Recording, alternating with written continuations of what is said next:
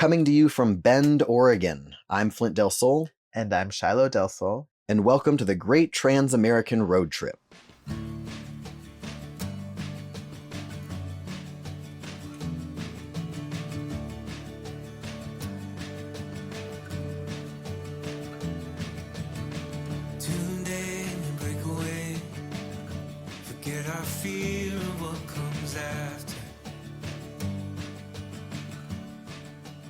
We are trans husbands who decided to leave our roots behind to become permanent nomads, traveling the country in search of community, safety, and belonging.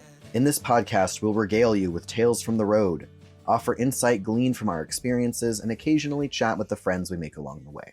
Today, we're talking about passing and identity perception. What do we do when the way we see ourselves and the way others see us doesn't line up? What control do we have over it, if any? And how does it impact our safety and sense of self as we travel the country? If it's cool with you, I want to start with a story. And this is a story that comes from actually before we bought the Airstream and started traveling. This is right at the sort of the cusp of our transition. I think a lot of times people, when they can't tell us apart on the phone, don't realize that it's because we started testosterone at almost exactly the same time before we met.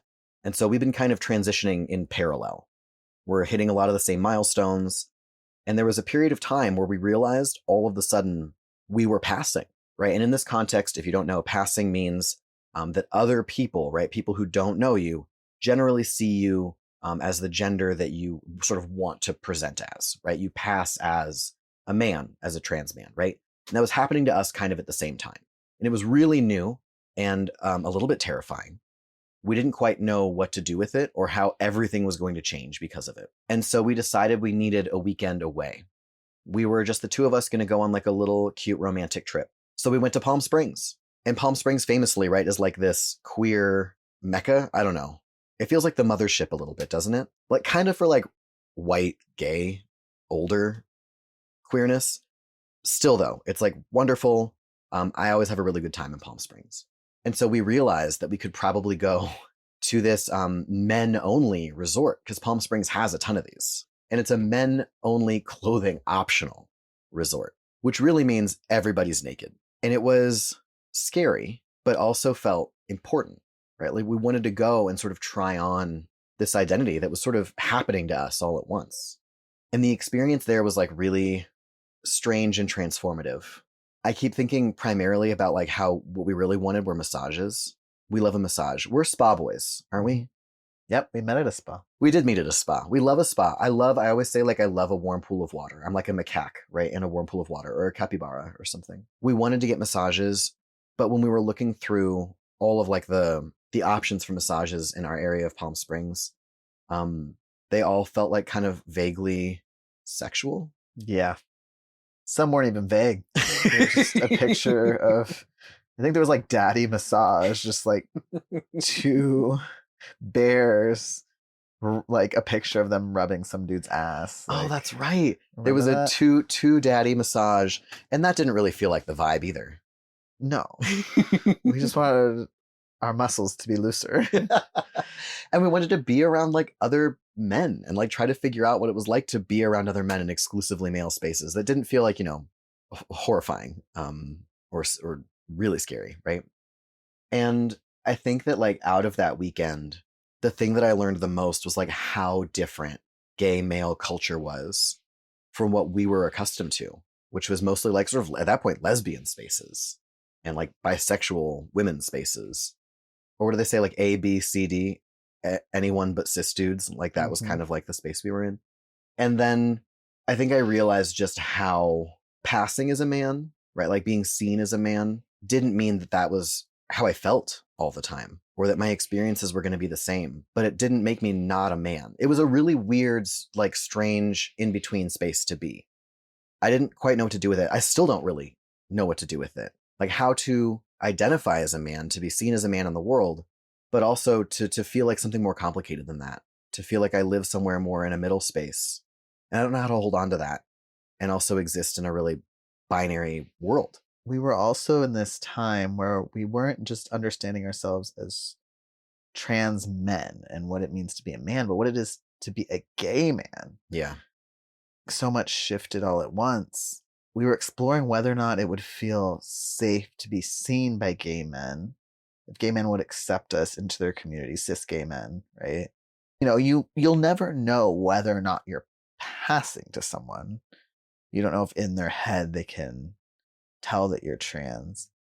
But we were exploring what it would feel like to feel accepted and able to be ourselves around cis gay men. And I think it felt really validating.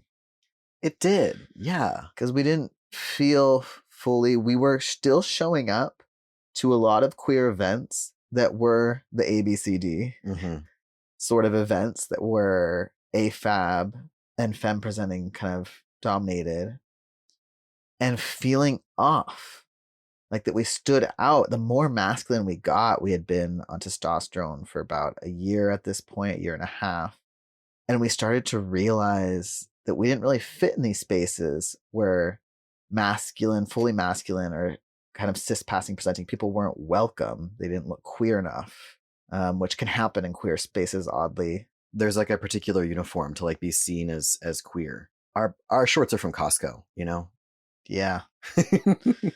And so it was an opportunity to see if we would fit here. And so much of the identity work we do is just about exploration. In order to learn who you are, you have to first do the work of unlearning who you are, right? All the things that have been handed to you. And then it's a series of experiments and trying things on through process of elimination sometimes, because how else do you know?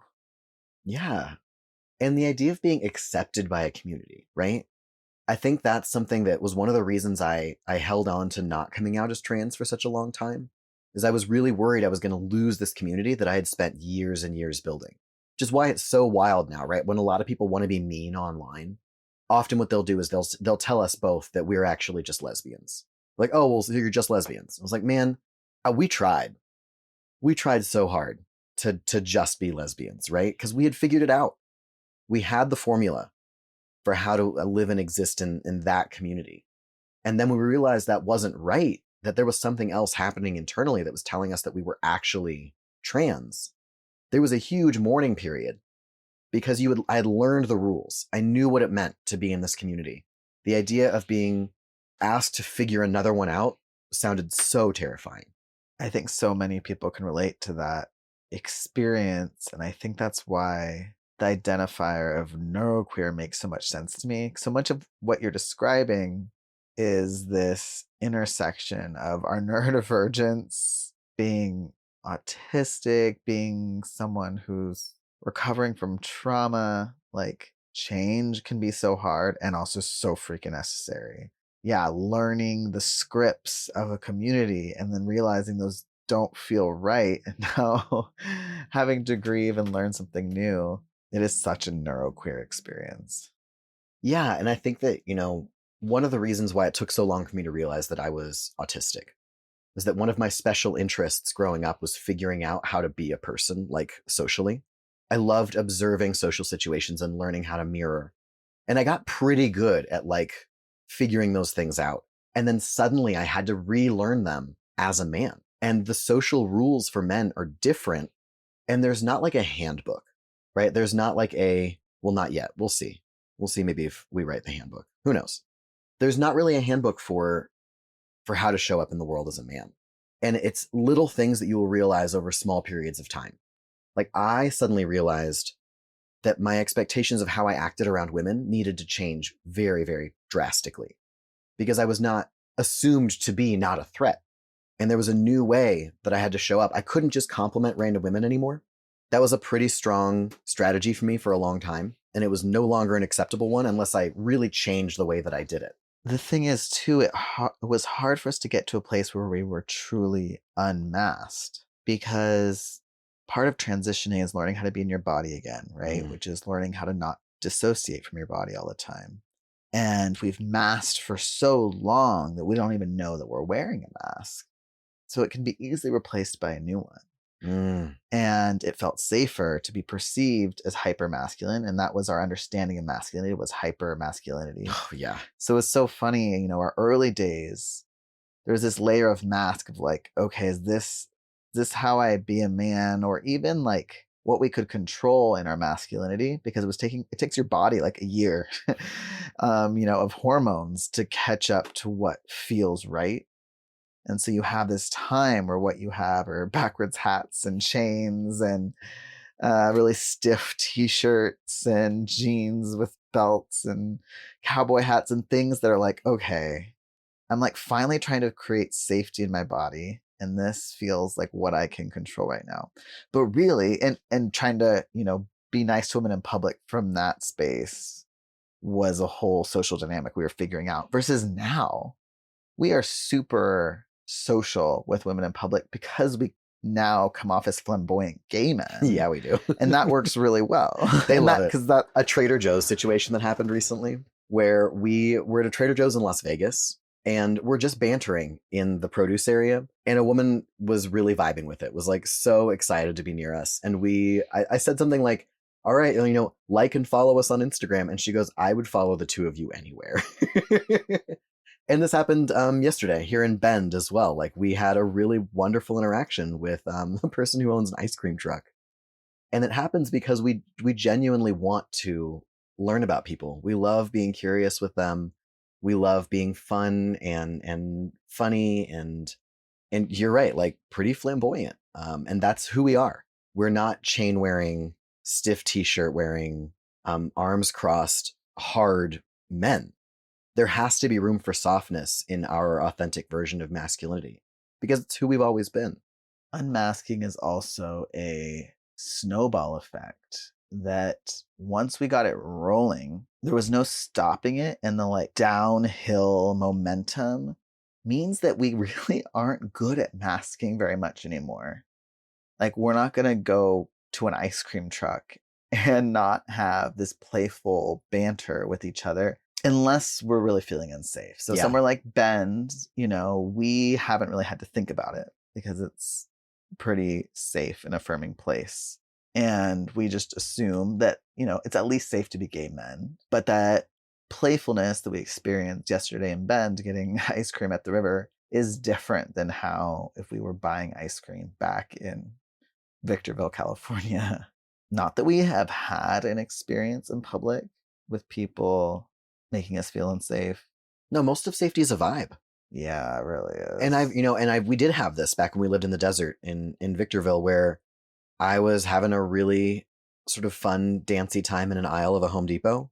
And there was a guy who stopped and asked if something was wrong with me. Yeah. It's like, no, man, I'm catching a vibe. This is a good song and I'm in my body and enjoying it.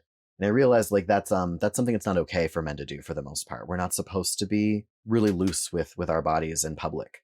And so that's usually the big difference is you can feel it when you're in a place, you look around and you see how are other men acting? Is anybody being exceptionally guarded about the way that they exist? And we have felt that in our journey, mostly in smaller towns on the outside of places that we are headed to, right? A lot of like small towns in Idaho, in Utah, in Nevada and Arizona so far. There have been places where it's really clear that I'm going to have to stiffen my body and my posture. And I'm going to have to deepen my voice. And I'm going to have to stand 2 feet away from you. Because sometimes safety isn't immediate physical violence is on the horizon. It's just, are we drawing attention to ourselves in a way that might invite a conflict that we don't want? Or that will invite too long of a stare? Because being comfortable is important too. And it takes a lot of work to remember that, to remember how to be super conscious of our bodies. So really safety in this traveling when it comes to identity, unmasking, right? Like is about how much I have to pay attention to the way that my body moves and the way that I act. That's a really good point because I think it's something that just happens for me without me being consciously aware of it. And I think it comes back to comfortability is it's vulnerable.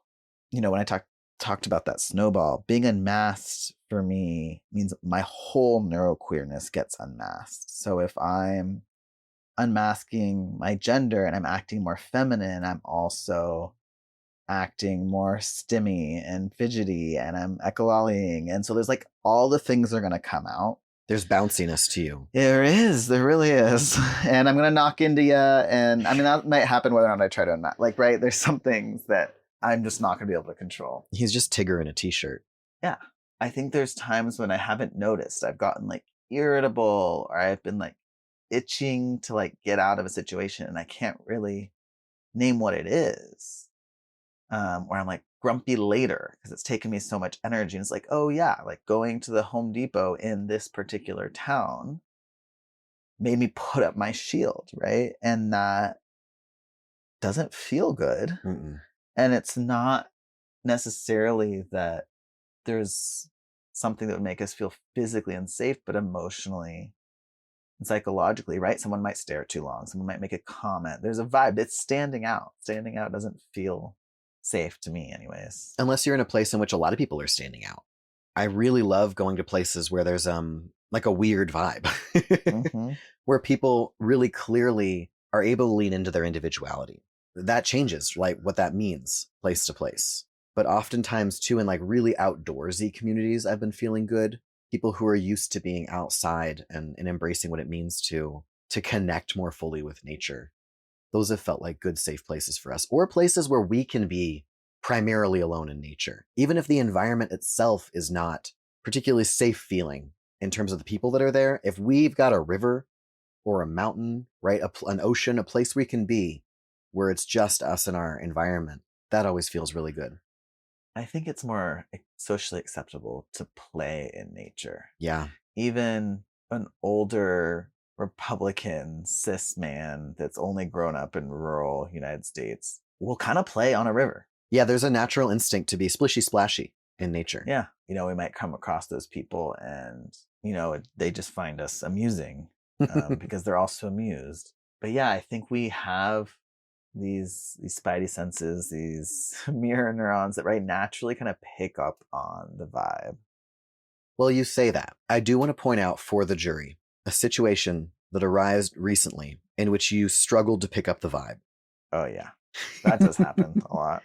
And this goes back to masculinity specifically and how you're not used to being perceived as a man, because people treat men differently. They are not soft with them in the way that sometimes we are more soft with women, right? Like this happened actually on a river in Boise.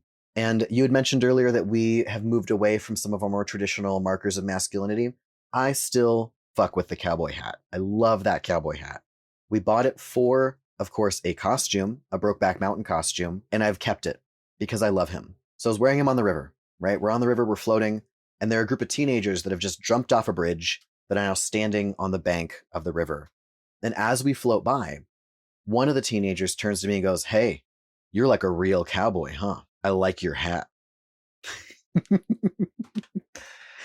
And I don't know, it's something like, "Thanks, bro." And it just kept floating because I knew that he'd not actually like my hat. Xilo, do you remember what you said? Oh, that was so nice. So nice of him to compliment your hat. Yeah, sarcasm is not my forte. No.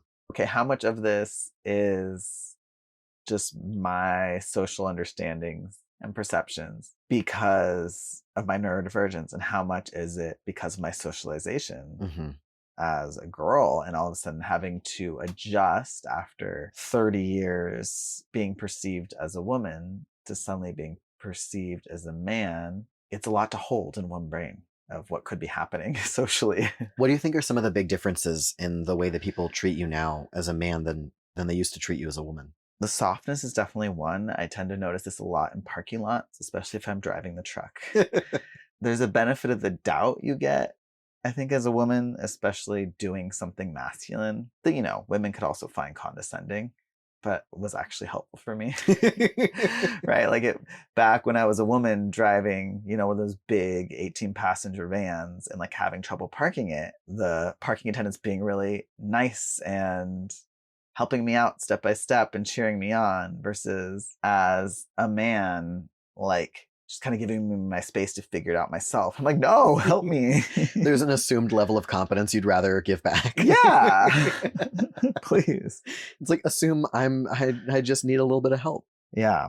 I think sometimes there's like this hardness, this directness, this kind of like assuming malintent that can come with being perceived as a man that is really jarring sometimes. I can't remember the last time this happened, but it was just some comment in the parking lot, or like the hardness of trying to way men bond. There's like this Yeah.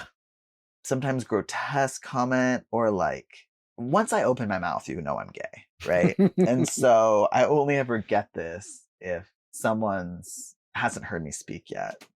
This, like, you know, trying to bond by saying something taboo. No. Yeah, they're really rough. This happened with a bartender recently. I don't think you were there, actually. There was a bartender that was trying to bond with me and a guy I was with by being like really shockingly awful. And there's no like super easy social script for getting out of the shockingly awful comments. People don't do that with women. And so I don't have like a really easy roster of options for like how to respond to it. Actually, I think he was saying something terrible about homeless people, and being able to return that with like, hey, what are we doing right now? Like, what about this makes you think that like I also don't like homeless people? That's wild to think that about another person. And it's really common with the way that men first speak to each other. It's like they're talking to a human person for the very first time.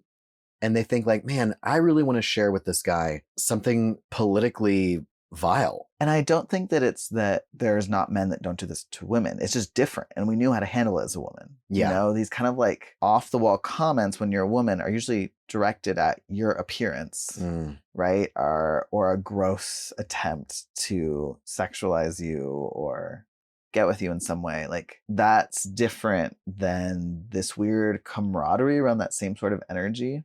And we just didn't know to look out for it. Like, you know, when you have 25 years of like brushing off, you know, sort of catcalls or just gross, inappropriate shit from men, it's different than all of a sudden them trying to like buddy up with you around it. Yeah, like when it was something that was used for control and dominance, it was easy to fight against it. We had practice doing that. But it was truly bizarre to have it used as a way to try to bond with you.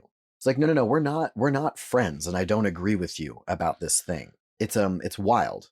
It's a wild way to move through the world. I'd like to give that part back, please. You know what I miss so much? I miss bathroom bonding. I really do. I miss the camaraderie of other women knowing that you were sort of like inherently safe, and that you were a person that they wanted to share a moment with. Guys don't do that. There's no really immediate, authentic bonding that happens with men. And it's not to say that men don't have friends. I know men have friends. I think it takes a lot longer, and there's not an easy social script for it. Yeah, men really bond over shared interests. That's kind of what's socially acceptable. But, you know, the point of all this is also to say that we actually feel most ourselves in the company of other trans people. Yeah. Because our whole self gets to feel seen. When we're only in the company of other cis men, those people, by nature of not being trans, don't fully understand the experience of the transformation that happens with transition and what it's like to be socialized as a woman and now have experienced both ends of the spectrum of gender. Yeah, honestly, there's a sadness to what I would consider to be male privilege now, because it is important to acknowledge that.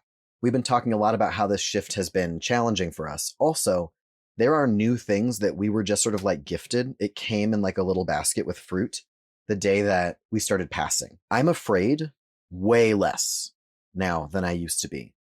I take walks by myself at night pretty frequently, and I don't really think about it.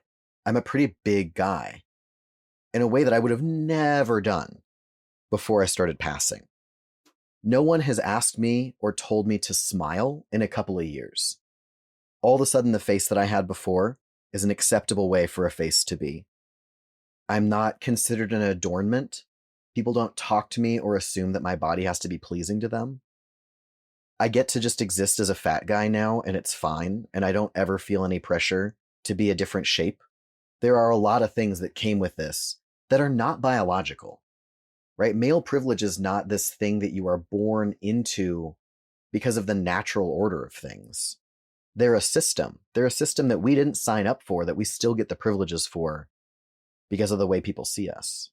Yeah, it was shocking initially to realize how much easier some things were. Things like going to the bank, just people seeming to really prioritize us, and having to realize we were going to have to catch it and constantly be uplifting the women around us. Yeah. That was a new experience. Yeah, we have a new job to make sure that our voices, our perspectives aren't the prioritized ones in those spaces, right? In shared spaces with women, especially trans women. I feel like finding ways to platform and lift trans women has been really critical. That privilege makes me think about the way that we are traveling, right? So we travel as two men, and we have to be really thoughtful about whether or not people see us as gay, depending on where we are. But for the most part, it is not weird or dangerous for us to travel as men, and specifically as white men, because we both are white passing. But your relationship to that is going to be a little bit different than mine. Yeah, there were many years of my life where I didn't know I was perceived as white because I am half Mexican, and my Mexican identity felt like my primary identity when I was a kid. I was so proud of it. Being a part of Mexican culture made me feel connected and seen. I grew up in a completely white community, and so it was really unique that I could speak Spanish and understood Mexican culture and holidays. And then at some point, something shifted when I realized that it was confusing for people to see me as Mexican because I don't look Mexican because my skin is white. Then I didn't feel like I belonged there either. I'm also the whitest person in my family. In the Mexican side of my family, I'm the only white person. Once I realized how it was perceived, then I didn't really feel like I belonged anywhere. And I definitely am now so much more aware of how I'm perceived that I can forget my like Mexican roots and heritage. There's also parts of it that are painful, but it's still something like a perspective that I'm really influenced by. This is where your name came from.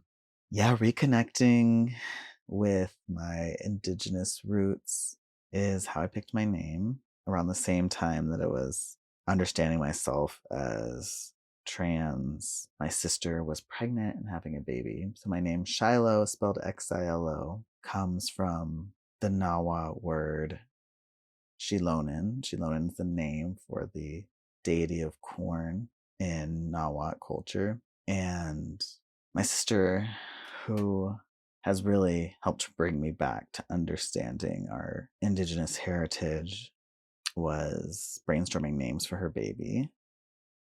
And Xilonen was one that she was talking about, and something about it resonated with me. And it just kind of tugged at me for like a few months because she had mentioned, oh, Xilo would be a cute nickname for the name Xilonen. And it was gender neutral.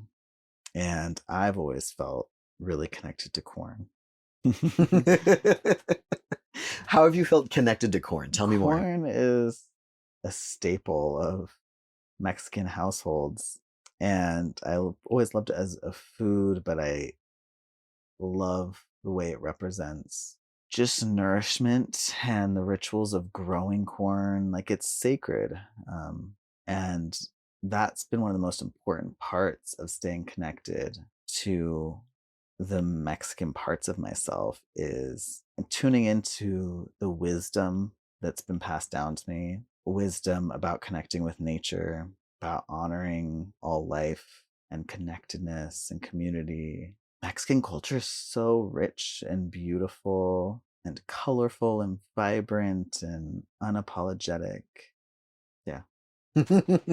Well, and it feels like connecting with it and understanding yourself as Mexican, even though you are white passing, right? Or perceived by other people as being white, reminds me so much of what our relationship to being trans men has been. It's like you cannot just see me the way I appear, or you miss a lot, right? You miss a lot about where I've been and the history and connectedness I have to my past and all of the environments I've passed through, right? Like trans men are men. And also, I lived 30 years of my life not being perceived that way, and it has informed every part of the way that I show up now. I am so grateful and so thankful that I wasn't born into being perceived as a guy. I love that I had a girlhood. I do. And I do feel like both of those things can exist at the same time. I can be a man, and I can also be soft. And I can also have experienced misogyny. And I can also have experienced what it means to connect with other women as a woman. And those things require that we're okay holding dissimilar or seemingly contradictory experiences at the same time. Like, you've got to be cool with the multitudes in order to understand transness, and to understand that meeting one trans person means you've met one trans person, and that those experiences do not translate between the two of us or three of us or 100,000 of us. It is similar in that when there's parts of you that can't be perceived, that can't be judged by looking at you, then it requires you to be vulnerable and show those parts in order to be fully seen. Yeah. And while there's a lot of privileges that come with being a white Mexican, right, especially right now when people are being targeted for being brown, Yeah. then to be seen fully as who I am and everything that makes up who I am and informs who I am means sharing it and talking about it. Especially because there are more biracial people living in this country right now than there ever have been. And this is a common biracial experience. How do you feel about it now? Do you identify as a Mexican man? Is there a word or an identity that you feel the most comfortable with? I would say I identify as Mexican American. That represents well, right, that I'm a first generation Mexican living in America, in the United States. And do you identify as a man? I identify as a trans man. Hmm. You can't take the trans out of my gender. Yeah, you can't take the trans out of my gender, can't take the Mexican out of your American. And I didn't always feel that way. It took me, I don't know, like 6 months to a year of my transition to accept the trans part of me. I thought, well, it'll just be easier to just be a man. Like, I'm just a man. But that erases so much of my history. And I didn't understand why that was important at first because it just felt safer and clearer. But yeah, I identify as a neuroqueer, trans, Mexican American man.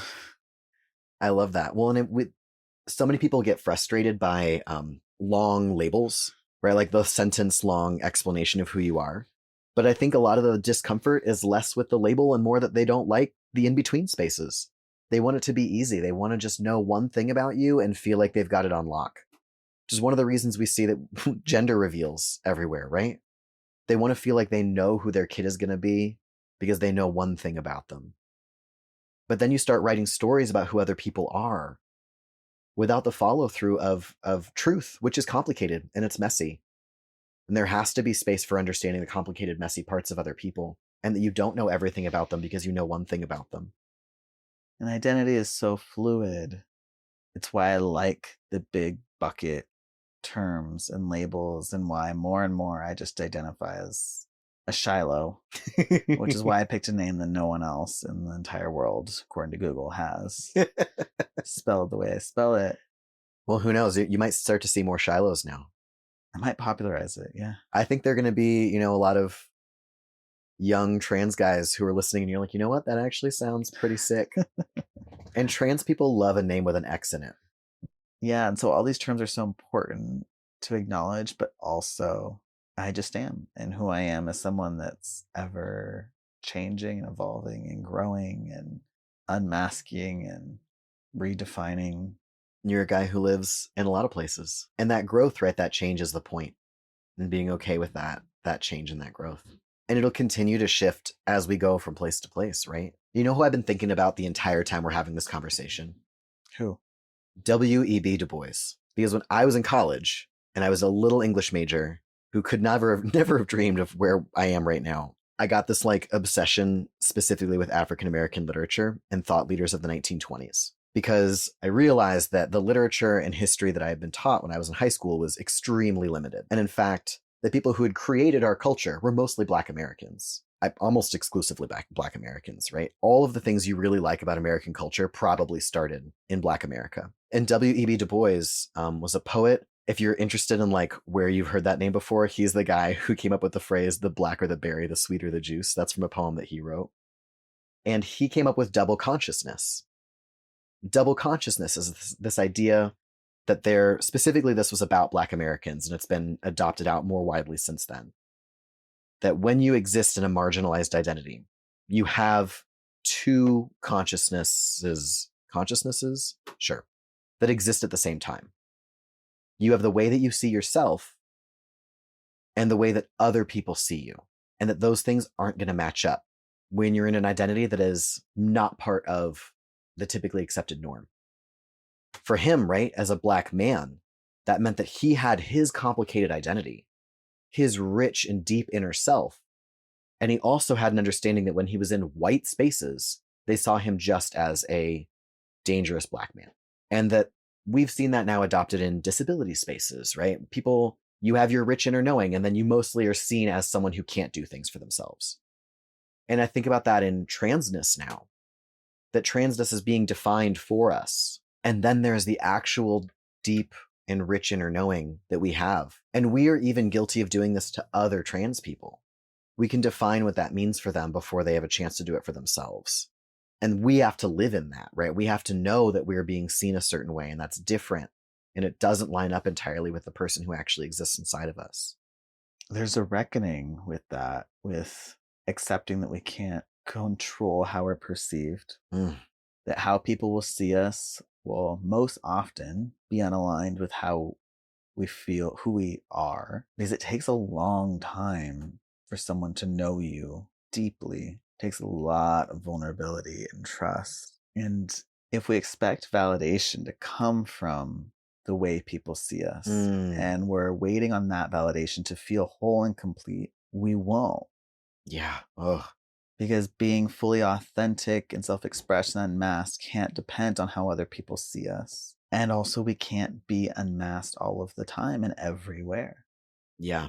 There's a lot of acceptance that has to happen around, I'm not going to be the same version of myself everywhere all the time, because that won't be safe. And if I'm going to choose to be vulnerable and be unmasked, right, be feminine and neurodivergent, right, And bouncy. childlike, yeah, then I have to be okay with people misunderstanding that. It always comes back to the acceptance of never being fully understood. Yeah. And it's such a privilege to have those one or two people that fully see us in our lives. Yeah. And to get to be that for other people. I think that's the real joy. I do like being seen, right? I love it when people understand me. And it is so frustrating when they don't. But I also really love getting to see other people, getting to really let them exist in their totality and not project narratives onto them. That's a real gift. That takes a lot of practice. Yeah. I see you, Xilo. I see you too. And to the people out there who feel like they don't have any choices, don't have anywhere that they can be, we see you too. We love you, and we want to come visit. Thank you for joining us today. If you want to support our work, the easiest way is to become a paid subscriber on Substack, or else donate to us directly at delsolimpact.com. You can follow along with us on our journey on Instagram and TikTok at justflintisfine, and look out soon for our Great Trans-American Road Trip web series, which will be out on YouTube. And remember, when we feel like we can't be anywhere, we are still everywhere.